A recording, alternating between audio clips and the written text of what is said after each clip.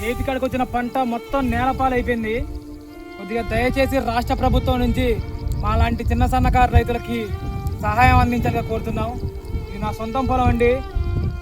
అప్పు తప్పు చేసి పెట్టుబడులు పెట్టి పండించుకున్నాం. నేటికాడికి వచ్చిన పంట వడ్లైపోయినాయి అన్న.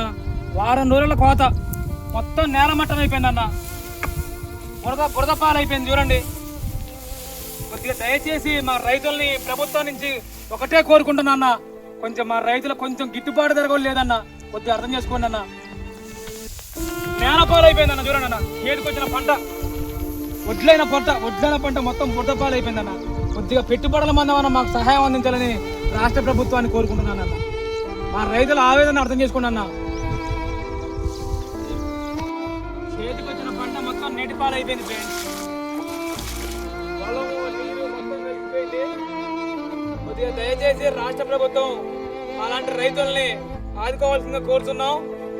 కొద్దిగా నీట మణిగిన పొలాలకి నష్టపరిహారంగా పెట్టుబడుల మందమన్న రాష్ట్ర ప్రభుత్వం నుంచి కొంచెం సహాయ సహకారాలు అందాలని కోరుతున్నాం. మనం చూస్తున్న పొలం వచ్చేసి గోల గోపి గారిది. 2 ఎకరాలన్నర పొలం కూడా మొత్తం నీటి మట్టంతో మునిగిపోయిందండి.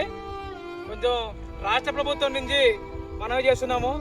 ప్రతి ఒక్కరికి నమస్కరించి చెప్తున్నది ఏంటనగా కొద్దిగా రైతుల్ని ఆదుకోవాల్సిందిగా కోరుతున్నామండి.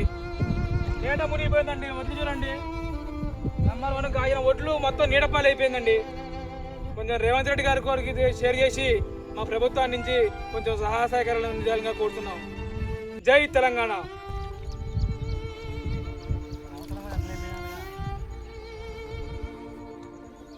హాయ్ ఫ్రెండ్స్, పొలాలు మొత్తం మునిగిపోయినాయండి. గోవలగోపిని కొద్దిగా ఆదుకోవాల్సిందిగా కోరుతున్నాం. రాష్ట్ర ప్రభుత్వం ద్వారా నష్టపరిహారం అందాల్సిందిగా కోరుతున్నాం. చేతికొచ్చిన పంట మునిగిపోవడంతో రైతులందరూ ఆవేదన చెందుతున్నారు.